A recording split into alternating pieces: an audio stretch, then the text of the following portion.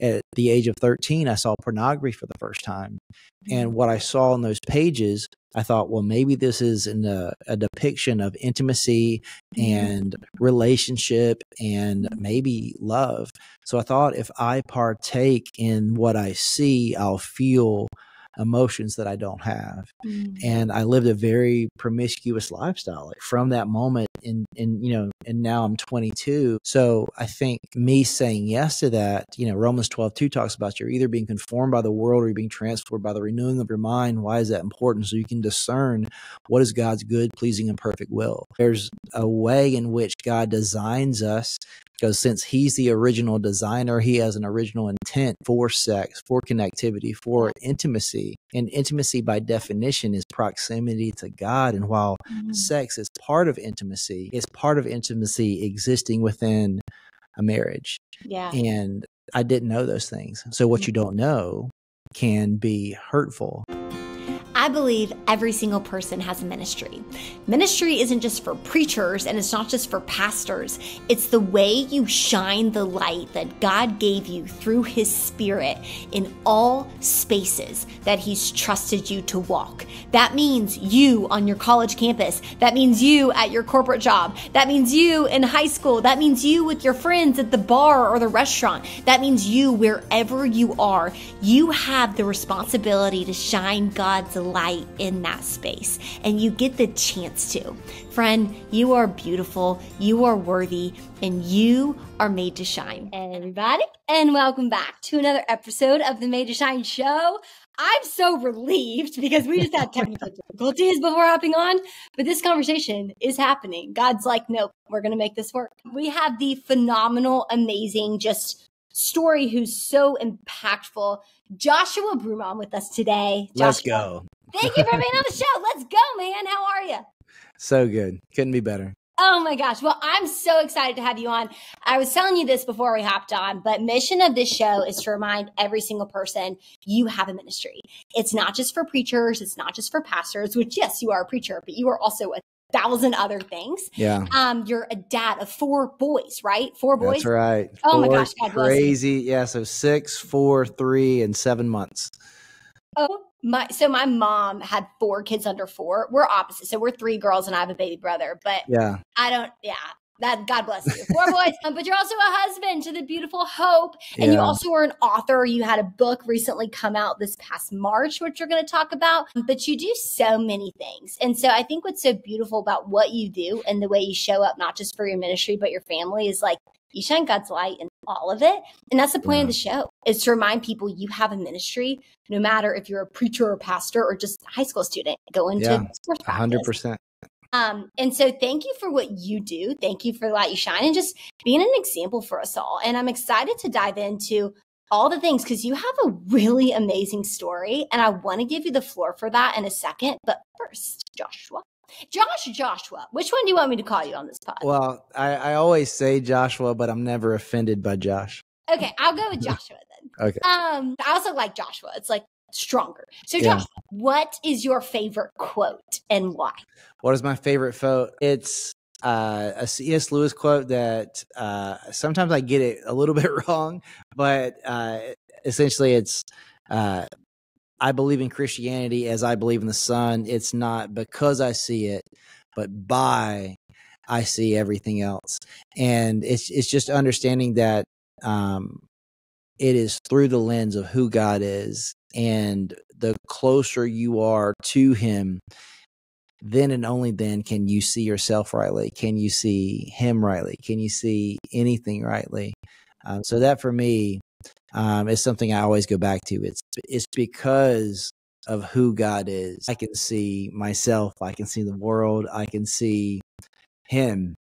And is through the foundation of my relationship with Jesus that I am the person I am. Because I mean, we could talk about a million problems in the world, but they all point to the same problem, which ultimately is sin, and the only solution is Jesus. But I think we all struggle with our identity, whether we're following Jesus or we're not. We struggle with, am I good enough? Who am I supposed to be? What am I supposed to do?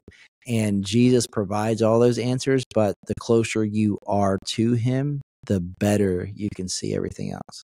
That, what instantly came to mind when you said that is when you talked about the sun, that's so powerful, especially with this concept of identity, because it's such a big issue nowadays. And it's why I think we reach for things that we think fill us, but they don't. But you don't really know how powerful the sun is until you experience darkness. Yeah. You don't know how powerful light is and the ability to see things is or are until you have a moment where the lights are out and you can't see anything and you're craving for just, I don't know where it's that. Yeah. And it's that innate need to just feel that light that we all have. And we just reach for it in these places that isn't giving us the ultimate fix of what we need. And I think that that's so powerful, thinking about your story and like what you've gone through and things that, quite frankly, not that we all go through the same story you've had, but we all reach for things to try to fill us and try to identify ourselves with that Absolutely. ultimately isn't going to serve us long term. And so I honestly would love to take a step back and give people some context, because what were you? How old were you when you were invited in LA? You were invited to the porn industry at how old? 22. 22. I mean, that's the age of a lot of our listeners. It's such a young age. It's such an age we're grasping for so many things. And so honestly, could we just go back there, give us some context and talk us through that story, why you were in LA, kind of take us through, kind of set the stage there. Yeah. I think it's important to dip my toe into my childhood just a little bit, because that, talking about identity, that helped shape who I was. And, what is true is like what you believe impacts your behavior. So I grew up in a really small town in South Carolina, and it was small. And the reason that's important is that my dad was in that same town, and my mom was 15 when she got pregnant with me, 16 when she had me. And while I knew who my father was and I saw my father because of proximity, he never chose to be my father in my life. And that caused me to believe that there must be something wrong with me because he didn't choose me. And, this is true, regarding neuroscience in a child's brain, and even more so in an adult's brain. When we experience conflict, our brain is wired to resolve that conflict. And the way that it does that is you create a narrative to make what you feel make sense. And either someone comes in and says, hey, I'm sorry that your dad wasn't there, but he's not there because of X, Y, and Z. But even with no information, your mind will resolve that narrative, and it's easy to feel as if you are the problem, because what we'll talk about, I'm sure later, is it's so easy to feel like we are our own solution, which we're not. But I believed, okay, to resolve this conflict, my dad didn't chose me. I'm seeing him at grocery stores. I'm seeing him at a gas station. I'm seeing him in this small town. And, as I got older, it went from confusion and frustration. And what I believed about myself is there must be something wrong with me. And the way that I pursued that to overcome that was, well, if I do enough and if I'm good at enough things, if I accomplish enough, I will feel as if I am good enough. And, try to become the best student, which I did. And I, become, good athlete and all this stuff. And I started modeling and acting when I was around 13 years old, and, had some success. But that the thing that drove me was like, yes, a good work ethic, but, the thing that I wanted to obtain was not the job or the role or the grade or hit the shot. I wanted to feel the feeling that I thought would be essentially a counterfeit of, son, I'm so proud of you. And because I could never hear that, I thought I could obtain it. And that drove me to doing many things that were good. But the thing that was driving me was not. And, I ended up in this place where, I'm modeling and acting. I go to school for theater. I'm in Florence, South Carolina at Francis Marion University. Oh yeah, Francis And, Marion, love the that. Swamp Foxes, and Yes. I was in a fraternity there, and made great friends, and did all the stuff. And then I moved to Hollywood. I had an agent out there, and I'm doing okay. And it's this weird wrestling where I want to be a successful actor, and I'm also doing modeling, but I'm having a lot more success at modeling than acting, even though I'm putting no energy into modeling. I'm putting all my energy into acting, which was so frustrating. But that's just kind of where I was. And then when I was 22, 3 girls came up to me at a bar in Hollywood and was like, "Hey, would you ever consider doing porn?"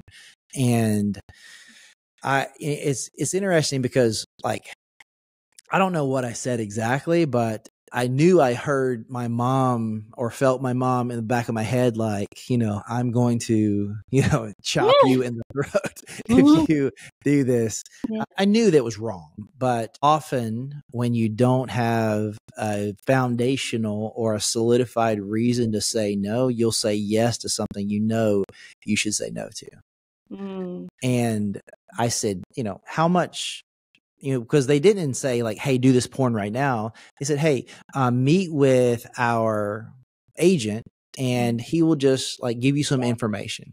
Yeah. And I met with him and he asked me 3 questions, which I should have saw as huge red flags. And honestly, I shouldn't have been meeting with this guy at all, but I didn't have a reason to say no, really. And I was curious, and I showed up, and this guy asked me, "How did you grow up?" Which should have been a huge red flag. But I didn't think anything about it. And I said, "Well, I grew up pretty much me and my mom." And he asked me, "Well, what are you doing in LA?" And it's like, I'm doing the same thing that, 75% of the people that live in LA are doing. I'm trying to be successful in this creative space. And he asked me, what did I hope to accomplish? And I sat and I thought, and I said something that's so interesting, but so telling of the kid that was struggling within me. I said I wanted to be famous. And it's so interesting to say that because being famous and being rich, they're subjective in that there's no tangible metric that's attached to that. Because how many people or how many followers or how many movies or how many accomplishments do you have to have that equates to famous? Because there's no like thing. And the same with being rich. Like what amount of money equates to being rich? There's not one. And when something is vague and there's no metric attached to it where it's truly obtainable, it's really a figment of your imagination. And if I'm honest, I was really saying I wanted to feel needed, I wanted to feel known, and I wanted to feel seen, and ultimately I wanted to be chosen. And he heard that and he was like, "I can give you all that." And while I knew that I shouldn't have done it, I did it anyway. I did one film. And I think it's important to go back where I grew up in a single parent home. I never saw my mom in a healthy relationship, never had any kind of talk about sex. I had no knowledge of relationships or sex. And then at the age of 13, I saw pornography for the first time. And what I saw in those pages, I thought, well, maybe this is a depiction of intimacy and relationship and maybe love. So I thought if I partake in what I see, I'll feel emotions that I don't have. And I lived a very promiscuous lifestyle from that moment. And now I'm 22. So I think me saying yes to that, Romans 12:2 talks about you're either being conformed by the world or you're being transformed by the renewing of your mind. Why is that important? So you can discern what is God's good, pleasing, and perfect will. There's a way in which God designs us, because since he's the original designer, he has an original intent for sex, for connectivity, for intimacy. And intimacy by definition is proximity to God. And while sex is part of intimacy, it's part of intimacy existing within a marriage. Yeah. And I didn't know those things. So what you don't know can be hurtful. And because I didn't have the guardrails and the guidelines I needed, I based my decisions and I lived my life based upon this lie that the world told me. And, fast forward 9 years later, I'm saying yes to something I didn't truly think would hurt me. And it did. I did one film, and if I think identity is such an important part of my story, where my whole life I didn't know who I was, but if you asked me, explain to me, Joshua Broome, like what's the most important thing about you? Who are you? And I would probably say I am my mother's son. That was the thing that I was most proud of. That was the thing that I was most sure of. She would do anything for me. She would never let anything hurt me. Yeah. And when I did that, and I hurt the only person that never hurt me, that proved in my mind that I was exactly the person that I thought I was, and that I'm no good. There's something broken within me. And so that impacted, after I did that, and then she finds out that I did that, because being from a small town, it only takes one person to know one thing about your life for everyone to know everything about your life. Someone saw it, and then someone told someone, and then through the grapevine, it got to my uncle, and my uncle told my mom, and my mom called me, and she said, growing up in the South, like, based on how much of your name your mama says, how much trouble you're in. So I heard Joshua Luke. I was like, that's intense. Yep. It's on. And she was like, why did you do this? And when you're in the middle of shame, even if someone is in love trying to correct you or help you, all you can hear is the feelings of self-defeat in your head. So while she was trying to love me, I couldn't receive it. And I believed in that moment, well, I've disqualified myself from being your son. And while you're saying all these things and you never stop pursuing me, I believed because of what I did, it discounted and disqualified my ability to be your son. So the way I rationalize that is I'm going to distance myself from you for your benefit. And I thought at the same time, this is something that we could dig into for sure. It's like, once you do something, you blow it, or something terrible happens to you, it's so easy to define your next in the middle of your now. It's so easy to feel overwhelmed or be riddled with shame and make your next decision based on what is happening in your mind and in your heart right then. That's so true. So what I believe was, well, this is not, the way that shame and guilt works. Like, guilt is something that's beautiful, that it prompts you to confess or turn away from or move away from the thing that's hurting you or the thing that you're doing that's hurting others. But shame, it's not something you did, it's who you are. And when it's who you are, well, because this is now who I am, what else can I do? This is not something I did. This is who I am. So now my behavior has to follow my belief of my identity is this person. So I stayed in that industry for 6 years because I believed that there was nothing else I could do, which was a lie.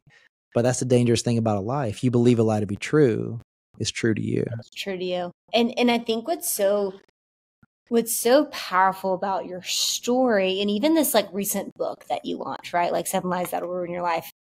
The enemy comes at us with these lies that are kind of half truths. You know what I mean? It's not like these blatant lies that you can just be like, no, I rebuke you. That is false. Like if someone was like, Annie, you are so go with the flow. You are too chill. I would be like, you're a liar, because that is not true. I am way too hyper all the time. But to me, the enemy's like, no, you're too rigid. You're too routine. You're too disciplined. I think I look back on your story and, I think people, they look at, okay, so you got into pornography, alcoholics, people that are addicted to their work, people that are addicted to gossip or judgment or their ministry. You know what I mean? It's like we all have our own places that we run that ultimately become our prison that we thought were going to bring us freedom. And they don't start there, though. I mean, if someone showed you, Joshua, this is what your life is going to look like with this one decision, you would have never decided that. But it started when you slowly started to put your identity in your athletics, in your school. It's like these small decisions that led to this. And that's how life happens. It doesn't happen all at once, right? Yeah. Like that's how the enemy gets us. It's we make these small compromises along the way that lead to this thing that all of a sudden we're in this shame spiral. Like, so in psychology, we learned this thing called confirmation bias, where you start looking for evidence to support what you believe. So when you said, like what your mom, okay, so like that evidence, I see that supports the fact that I've always felt not good enough. Or someone that looks for evidence to support that they are unlovable or that it's true, they don't measure up.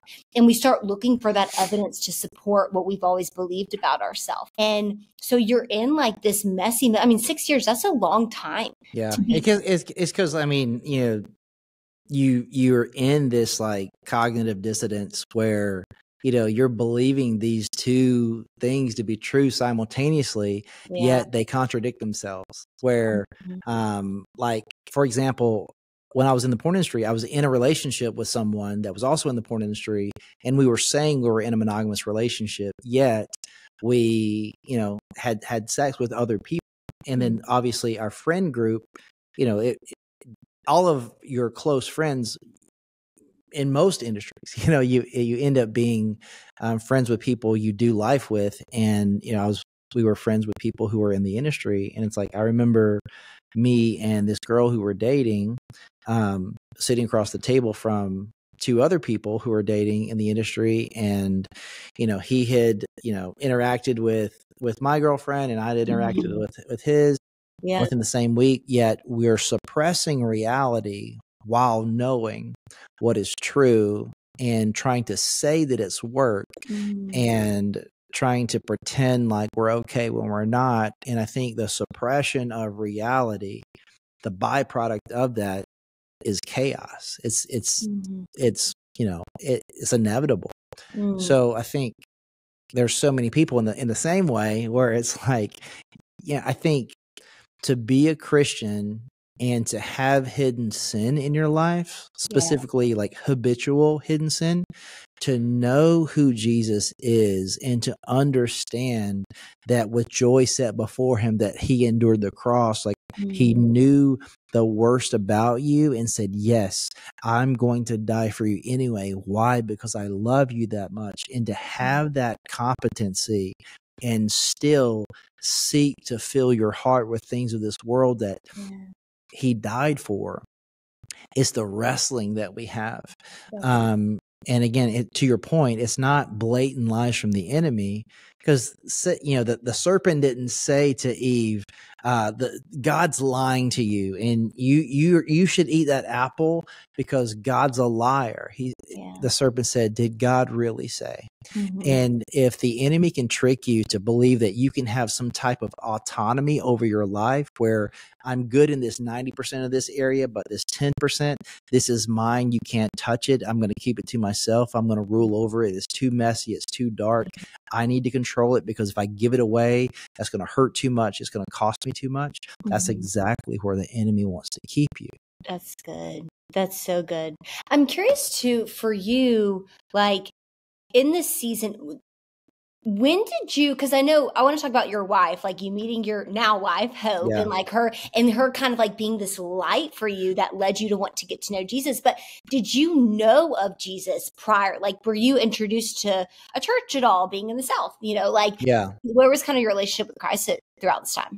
Yeah. So my grandma and grandpa loved Jesus, went to church all the time. So my mom, being so young when she had me, she was still living at home. So I went to church, went to Sunday night, Sunday morning, Wednesday, VBS, like all the things. Oh yeah. And so that was my life until I was about 8 years old. And then my mom got married, which it was very short, that marriage, very dark. But like after that, I think, because my mom is who she is, she had too much pride to go back home. So she was just like, I'm just going to work and figure this out. And I never really went back to church. So I maybe like randomly would go to church. Like if my if I was the typical like if I'm at grandma's, if it's Thanksgiving or Christmas or, it's Easter, it's like I would go to church here and there. Yeah. But that was still like relatively early on. So probably the last time I went to church was probably like 15. Okay. Maybe. Would you say how would you say like the way you view God? What did you view God as? Or yeah, so I mean, it was pretty surface level in that I believed that God was real and I believed he created everything. But regarding like my life being surrendered and submitted to him, and really no understanding of Jesus other than like something around this Easter. But I think that my brokenness and I don't know. I mean, I didn't like, if you asked me a million questions about God, I would like acknowledge that he was real. But I think if you'd have asked me anything about Jesus, I just would have been absolutely clueless. Wow.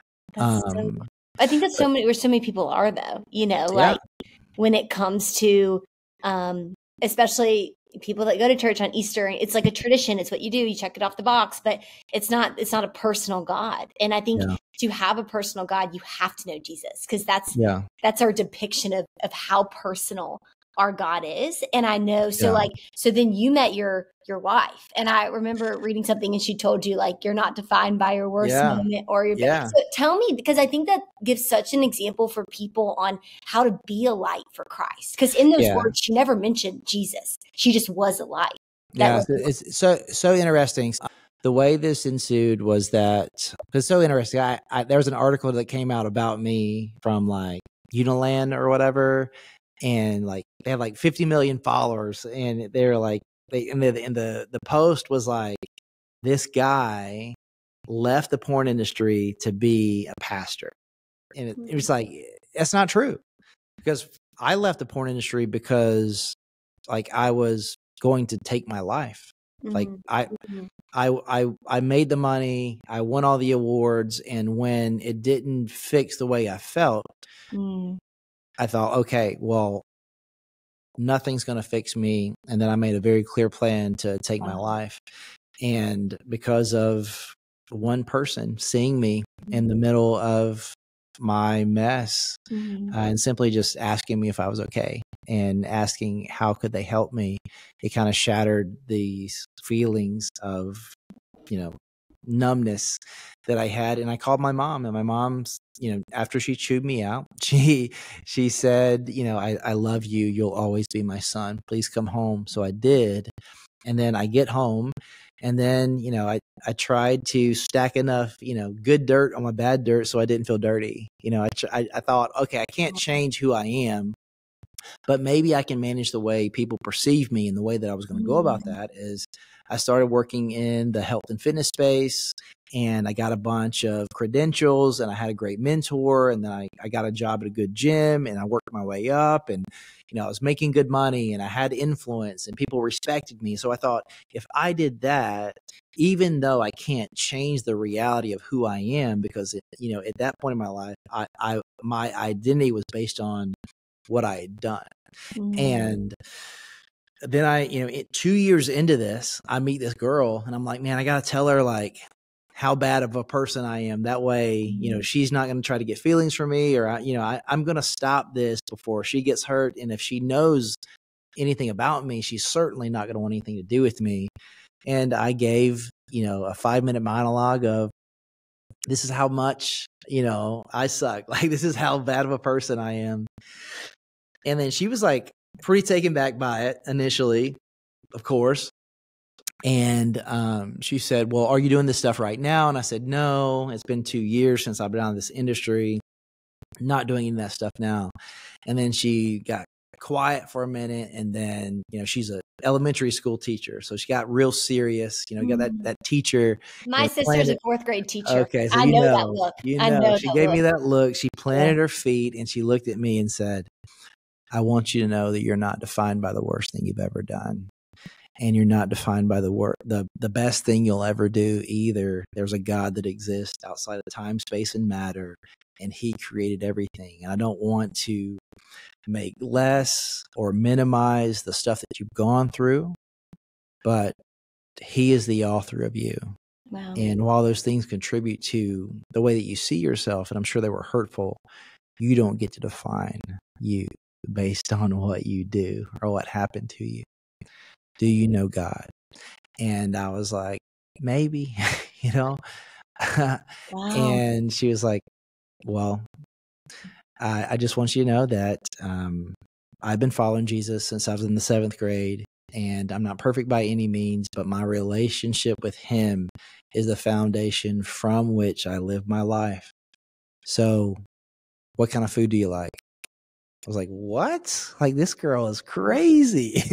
And then she just, you know, it was like Colossians 4:6, you know, let your speech be gracious and seasoned with salt. So you might know how you ought to answer each person.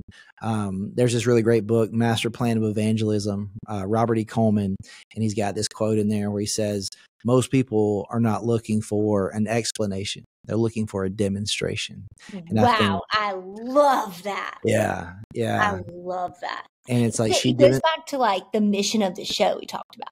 It's walking out. You know what I mean? It's like you have a ministry. And I think that so many times we think, especially young people, they think they have to know everything before they share Jesus, before they talk about Jesus. It's like the greatest sermon you'll ever preach is the way you live your life.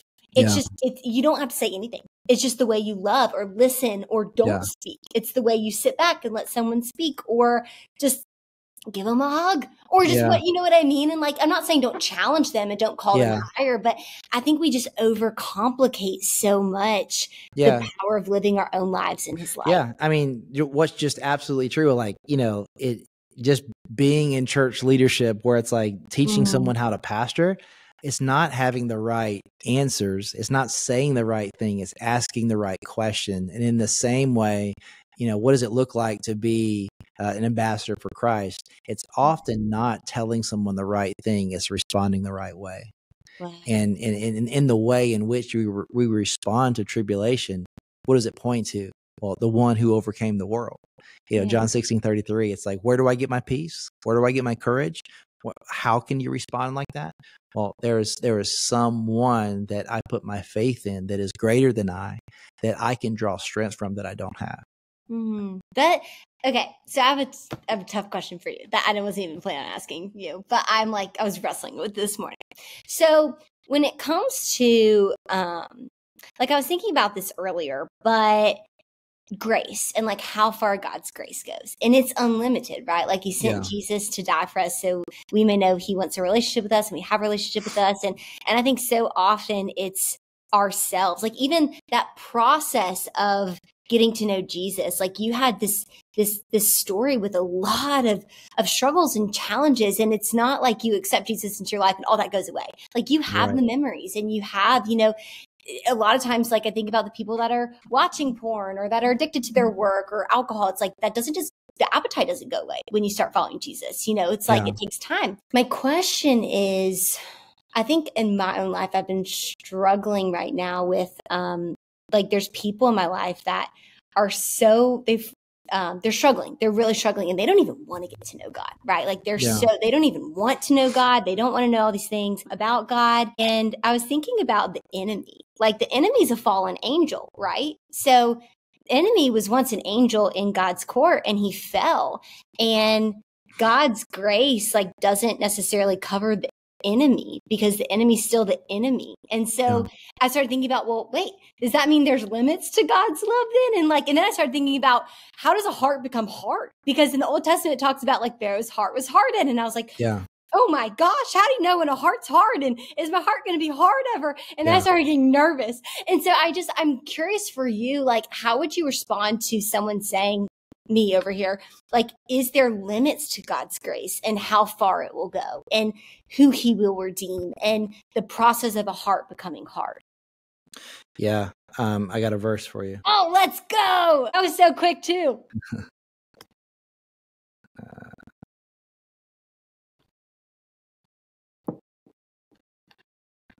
But I would say, like, I mean, practically speaking, it's like how do I eradicate stuff from my life? Well, Titus 2 talks about, by saying no to ungodliness, I develop a hunger for righteousness.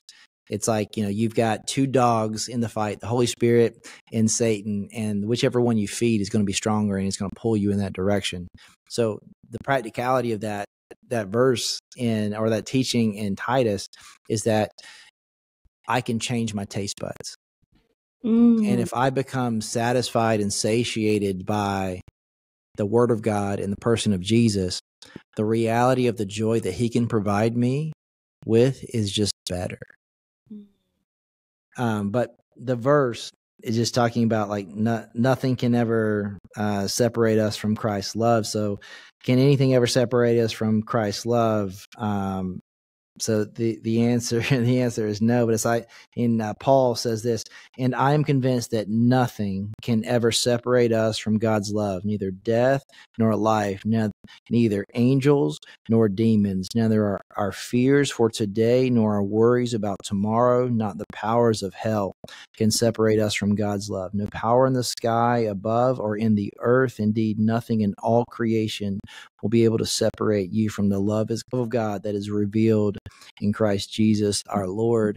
And I think it's so easy for us to maximize the value of our sin and minimize what Jesus did on the cross. And the Bible tells us that when we were enemies of God, while Jesus, who's omniscient and all-knowing, knowing everything about you, all that you'll ever do, all that you'll ever say, all that you'll ever think, he saw you at your worst, at the worst thing you've ever done, all of it stacked on a platter, and looks at you and says, I choose death on the cross. Why?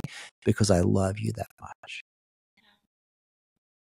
Not because you deserve it, because I love you that much in spite of what you do. Yeah. Why? Because he's drawing you to himself so that you can say, I am a daughter of the King. I am a son of the King. And when your identity is grafted in who he is and what he's done for you, there's nothing that you could ever do to disqualify yourself from that, because you are not that powerful. Only he is. That's so good. And you can't do anything to qualify yourself. Yeah. Like it is by grace through faith. By grace. And I think sometimes that's where it's like, what else can I do for you, God? Have you ever read the book With? It's a really good book. If not, it's so good. It talks about how like so many of it, like the 4 different ways to walk, or that we kind of live with God, and how a lot of people anyways work for God. They have a for God mentality, like what can I do for you? But we're called to walk with God. Yeah. And so it's like, if you can't do anything to disqualify yourself, you can't do anything to qualify yourself either. It's like, it's not because of anything I could do or you could do. It's because of what Jesus did for us. Yeah. And I think if you like really step back, and it's like, who are you trying to do that for? And it's like, if you are living your life for him, well, that means that you are pouring yourself out and you're selfless. So there's really nothing that you could do for him. You do it because of him and through him. Yeah. Because your life is dedicated to him. So you're to love God and to love others. And you can't love others unless you love God, because you don't understand what love is. I think the wrong thinking that can pollute our mind is that, well, if I do enough good, then I will be good. So I will be able to do good things. Jesus says, hey, no one is good. You are incapable of good. It is by me and through me. Only then can you do good things. That's true. And that requires so much unbecoming, because our whole world is conditioned to what can you do to be good enough? Like, how can you look? What can you wear? What grades can you get? What job can you get? How much money can you make? Yeah, that's my whole book, Yeah. Well, yes, which is a great segue to round us out, because I do want to talk about, I want to round out talking about a couple of things. One, the book in particular. Also, two, I want to ask you some more targeted questions about pornography too, because it's such, so I work with some middle schoolers at my church, and like, they are talking about it. These are like, but even to me, that's something that's so, like, I think as like women, especially, they don't think it's a problem for other women. They think it's just a guy thing. Even then, they don't think it's that big of a deal. They think, like, I was talking to some girlfriends the other day that have boyfriends, and like, It's like, well, I can't ask him not to do that because everybody does it. And you're just Right. like, whoa. So I want to hone in there a little bit and then talk about your book. But with porn specifically, I'm just curious, what do you think is the biggest trick the enemy's playing on this younger generation that's caused it to be such a problem? Well, the problem with porn is that it works. Like the problem with porn is it numbs the thing you intend to numb. It makes you feel the thing that you want to feel, but it's just a glimmer of reality because it's a counterfeit. Like you were created to desire intimacy, but you were created to desire intimacy with God. Yeah. And intimacy by definition, biblically, is not sex, it's proximity to God. And the closer you are to God, the better you can see yourself.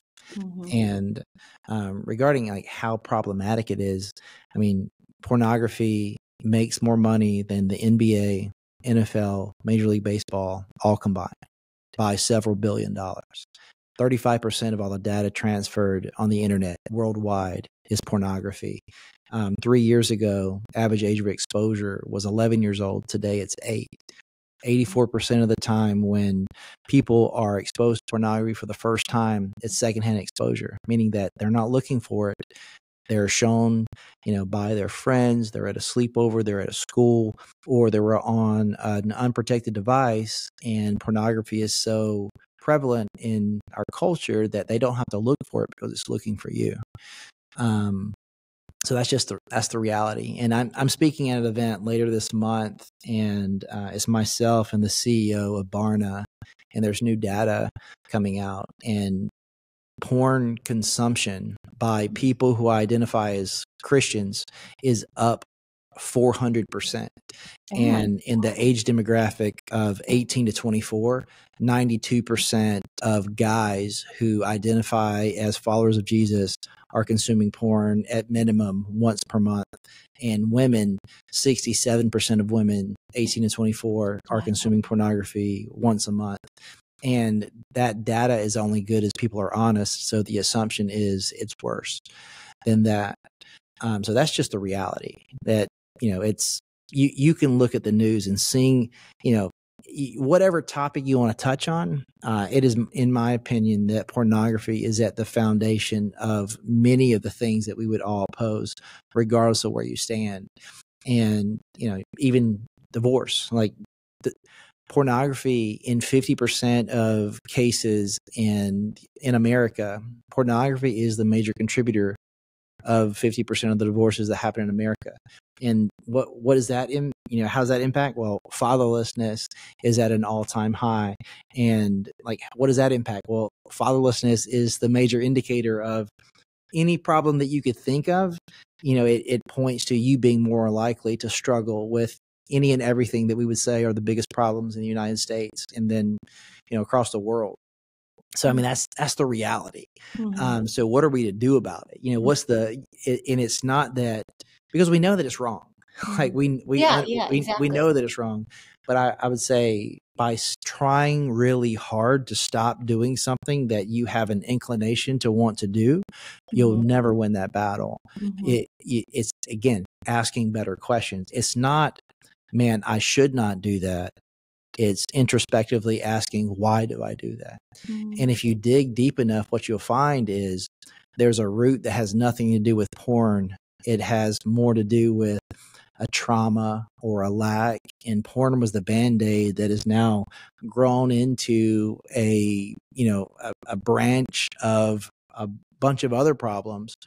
But it all started with a wound, that you didn't have something that you needed, or someone showed you something, and then neurologically you formulated this narrative that this was a good thing, or you felt ashamed, but in a weird way our heart craves chaos and you feel drawn to that. Or maybe you were rejected, and this is a way that you maintain autonomy in this decision where you can't be rejected when you're the one clicking the button.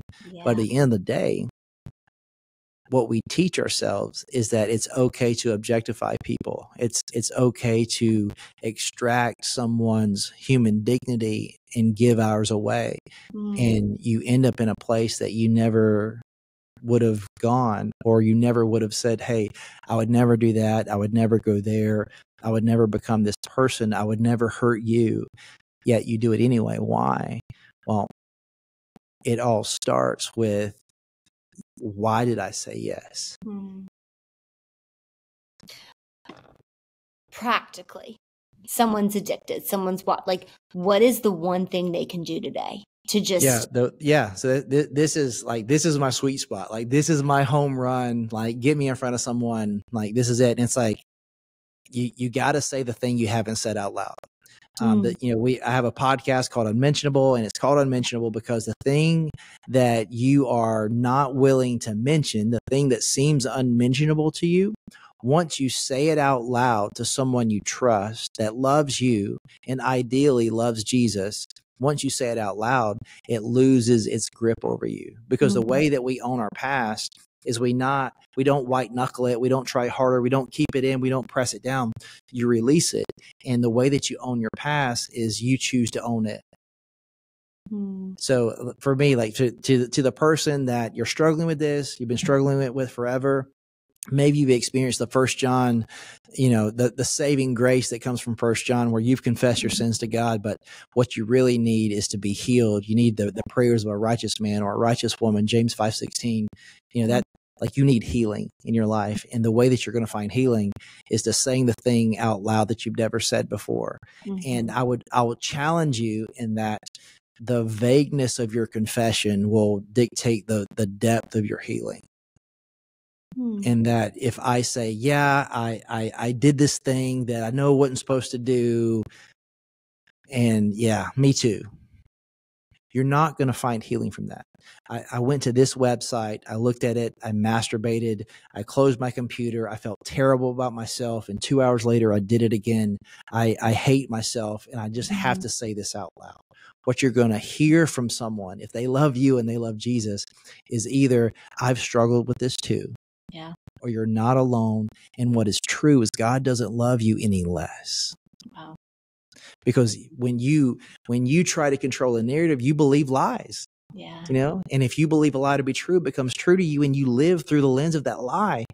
And that's why you keep going back over and over again, because you feel like no one can know, and you struggle with this shame, and then you're searching for this high. Neurologically, it's like your synaptic cleft. It's like you're searching for that dopamine high that makes you feel like you felt. But where it leaves you is deeper and darker than when you got there. That's so true. That's so true. And I think, or to even go back to what you said, I don't think we were recording yet. I think this was before we had technical difficulties. But you mentioned the power of education, which I think brings me to like the two, like right now, not like that in things they can check out. Cause like this documentary that you were mentioning and your book, like things, cause I think there's a quote that I love, which sounds really fancy, but it's like education is inoculation against disruption, which is basically just education prevents you from losing your mind. But once you know the problem and the power of it, you actually want to take steps towards it. So I would love if you could point people to like the power of the documentary you were talking about prior, and then also your book, because I think that's something they can have in hand. They can go watch to like gather this protection against wanting to take action. Yeah. So the podcast, so it's an 8-part documentary style podcast that chronologically tracks, my story from childhood to essentially now.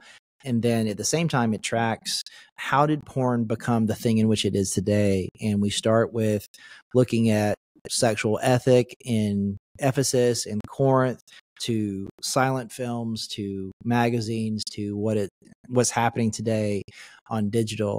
And I think like as we started, I fumbled through what I said was my favorite quote.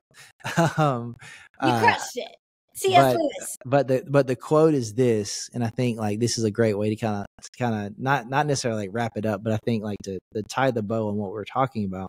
So the quote is this: I believe in Christianity is I believe that the sun has risen, not only because I see it, but because by it I see everything else.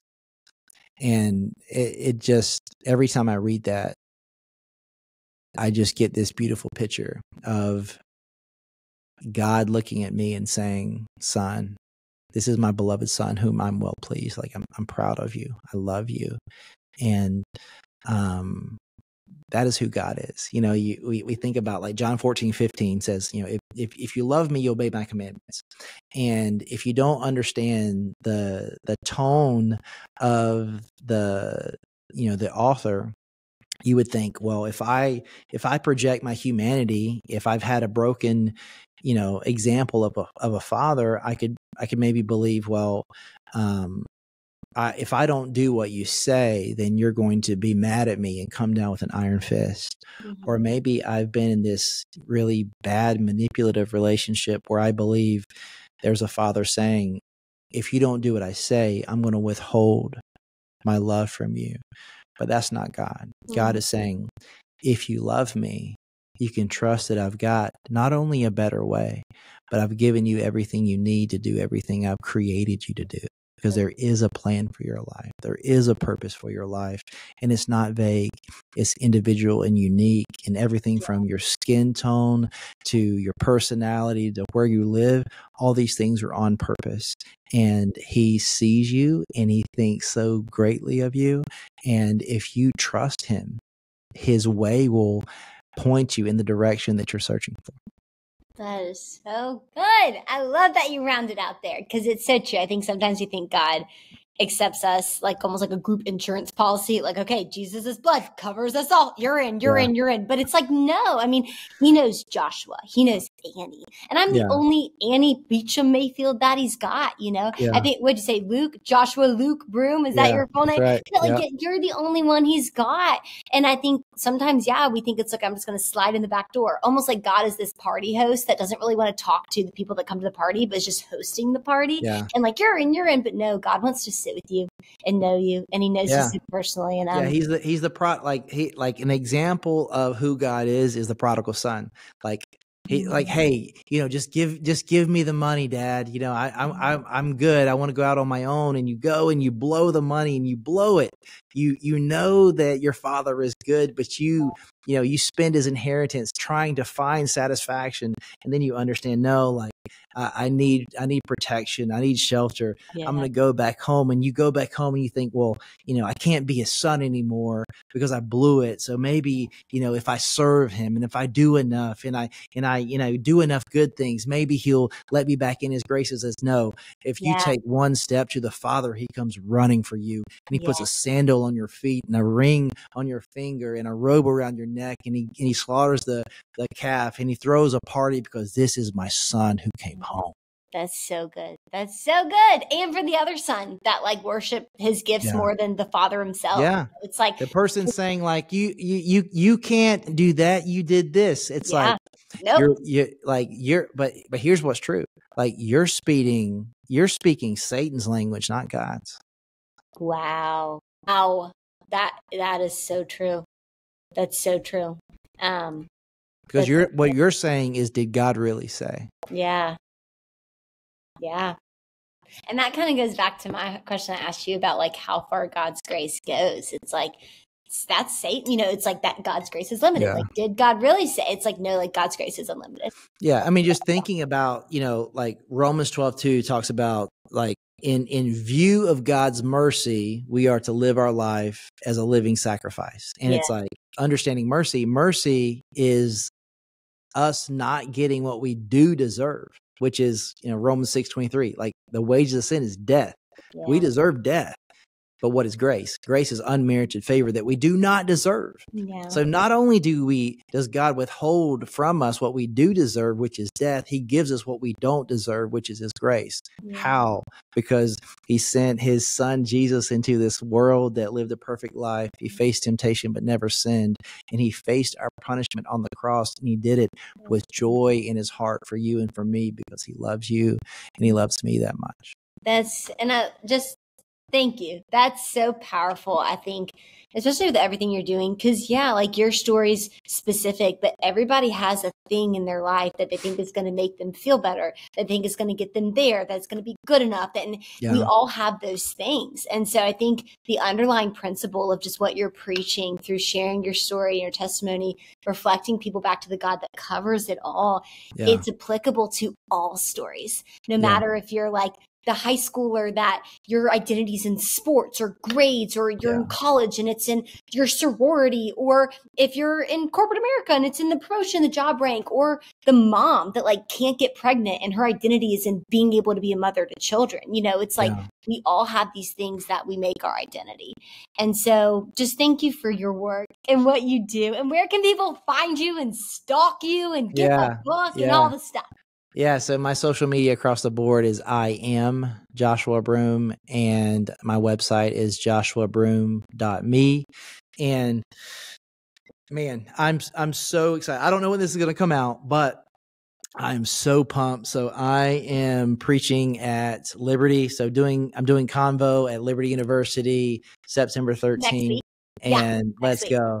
Let's go. Yeah, so and I'm fired up. So I was talking with them today, and 8,000 people. So on Wednesday, it's optional. You don't have to come.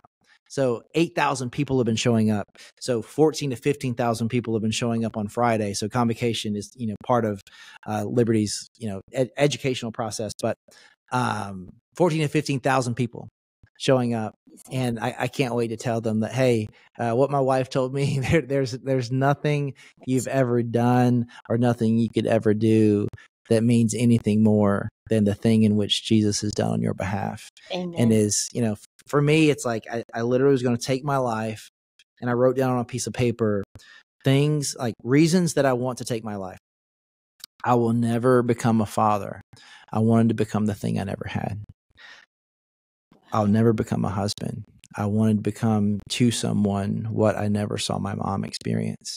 Wow. And I wrote, I will never contribute to the world in a way that leads to positive change. And who God is the God of Ephesians 3:20, because he stands ready to do exceedingly abundantly more than you could ever hope or imagine. I did not have the guts to dream for the life that I have today. Wow. And that's not the prosperity gospel. That's who God is. Mm-hmm. He stands ready to do for you something that you don't even have the guts to dream. That's so good. And again, that didn't come without challenges. Like, it's hard to look at your story. Yeah, I mean, John, like my favorite verse is John 16:33. It says, I've told you all these things so that in me you can have peace. In this world you will, not maybe, you will have tribulation. But take heart, be of good courage, because I have overcome the world. So where does peace come from? Jesus. Where does courage come from? Jesus. Yeah. Will you face troubles? Yes, but you don't face them alone. You have a God that loves you and walks with you through them. That's so good. And everything, all that message, the light, it points people back to the Father, because they also have that light on them. Yeah. And that's what's so powerful. Joshua, you're awesome. I'm stoked. I'm going to tell my team this has to come out next week. So we're going to make this come out next week because it's just so powerful. And we as a community will be praying for you and cheering you on, tuning in as well on YouTube to Convocation, but also all you're doing. It's just so powerful. And you just have got some major people in your corner over here, because you are shining so much light. Your family is. And so just thank you for what you do. Thank you so much. It was a blast. Thank you for having me. And I hope that this blessed you and encouraged you, reminded you that God gave you a unique light, and it is your job to shine it in this world, because we need you to. That being said, if you were blessed by this message and you can think of anybody else that also needs this type of encouragement, do me a favor, hit like, hit subscribe, leave me a comment. It helps me out a lot and helps this message that I do believe God gave my heart to share with the world gets out. I hope you have such an amazing rest of your day.